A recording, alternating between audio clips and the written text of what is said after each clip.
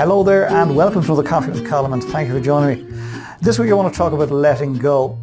I'm always looking for patterns, I'm always looking for coincidences out there, and over the last number of weeks two stories came to me both around letting go, and I thought, okay, I need to think out loud over coffee around letting go. So that's what I'm going to do here today with your permission.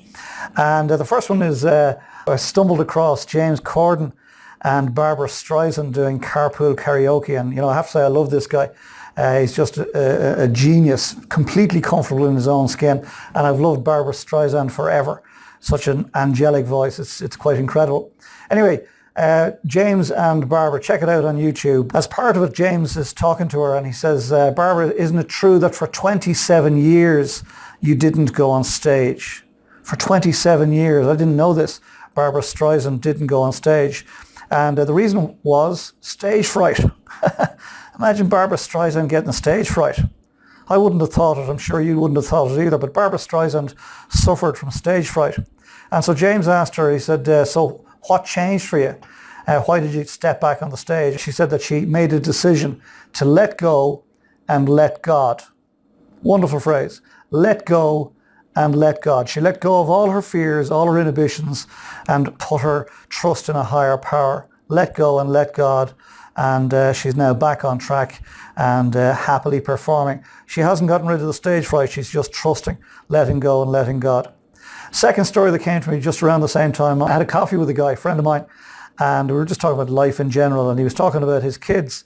And very interestingly, himself and his wife decided to give their kids a very interesting life skill, and that is the life skill of life saving.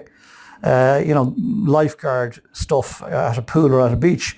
Thought it was a really interesting one, but they made a decision that they needed a good education, they needed a driving license, and they needed life-saving skills. And one of their children, when he was 18, ended up having to use those very self-same skills.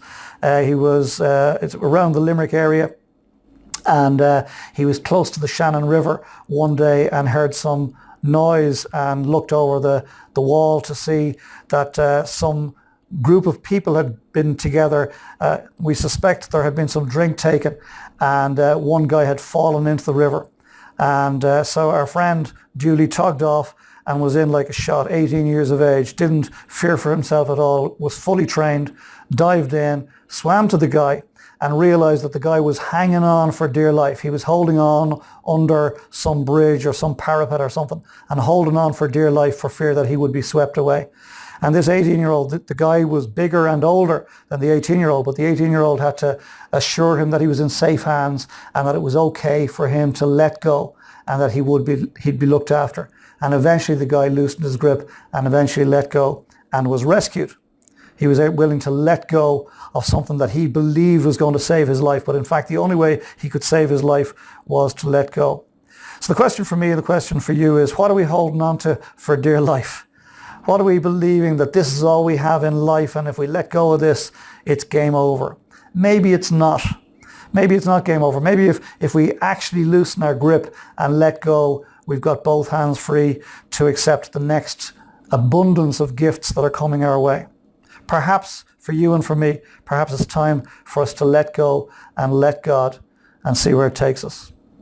So thank you for joining me for this week's Coffee with Colm. I hope and trust as ever you got something from it. Most importantly, please consider what's been shared here today and apply it into your thinking for this next week. And then equally as importantly, please come back next week and we'll share another coffee together and I'll ruminate on some other aspect of life and business. Between now and then, get some great coffee for sure, get some fresh air, get some R&R. If you spend a lot of time alone, I recommend you go meet some people. Conversely, if you spend too much time with people, I recommend you spend a little time alone.